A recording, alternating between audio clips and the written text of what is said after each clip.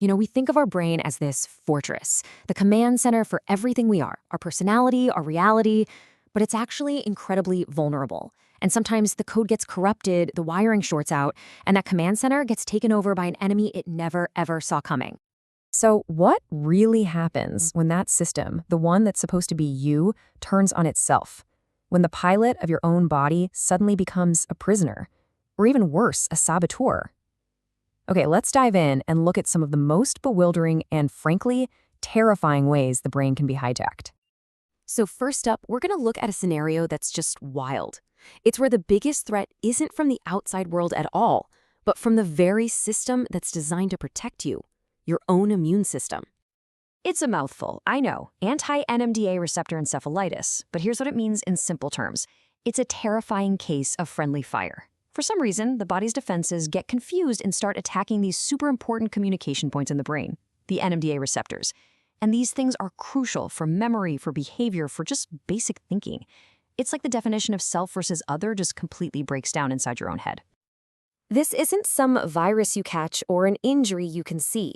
As one source puts it, your own immune system literally becomes the villain in a biological horror story that's playing out inside your skull.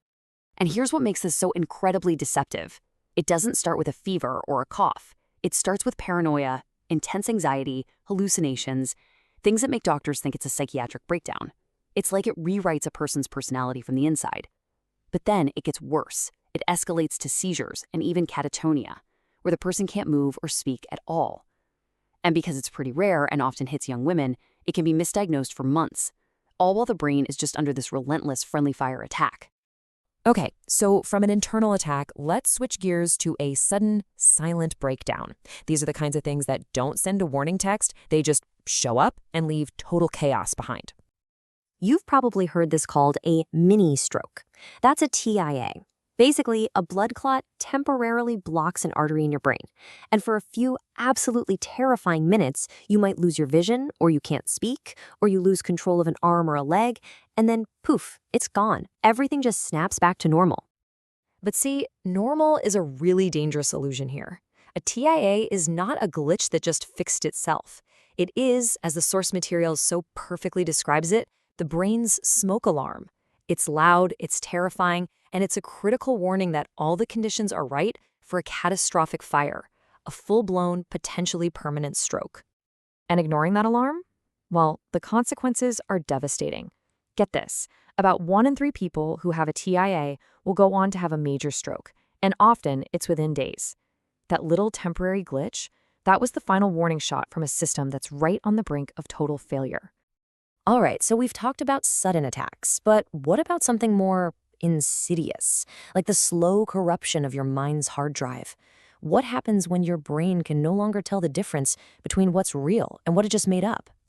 This brings us to something called Korsakoff syndrome. And this isn't just about being forgetful. This is about the brain's ability to create new memories getting completely bulldozed. It's caused by a severe lack of vitamin B1, and it basically just unplugs the brain's memory recorder. But this is where it gets really, really weird. See, the brain hates a vacuum. It hates a blank space.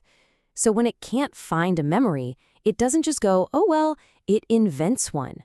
This process is called confabulation, and it means the brain creates these detailed, plausible, but completely false memories just to fill in the gaps.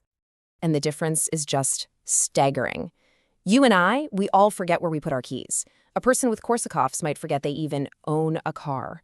You might forget what you had for breakfast this morning. Their brain might construct this elaborate, detailed story about having breakfast with a childhood friend they haven't seen in 30 years. And they're not lying. To them, that memory, that invention, feels 100% real. It makes you ask, right? If our identity is just the sum of our memories, what happens to us when those memories aren't real anymore? And now, that brings us to the ultimate hijacking. This isn't a glitch, or a warning, or a corruption. This is a complete and total severance of communication between the mind and the body. A state of being fully aware, but completely trapped. Seriously, just take a second and try to picture this. You are fully conscious. You can hear everything around you. You can see.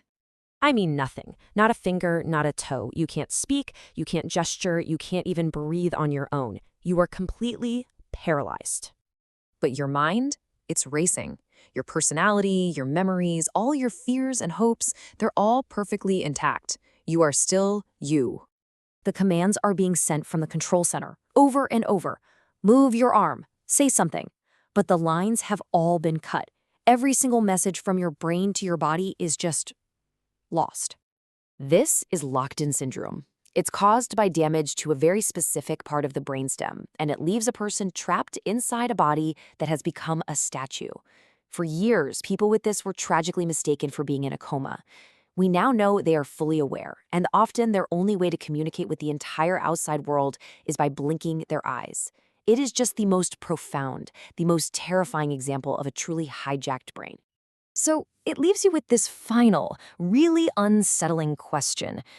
The very organ that builds our entire reality, our sense of self, can, without any warning, become the agent of its own destruction. When the architect of your world is also the saboteur, what's even left of the world you thought you knew?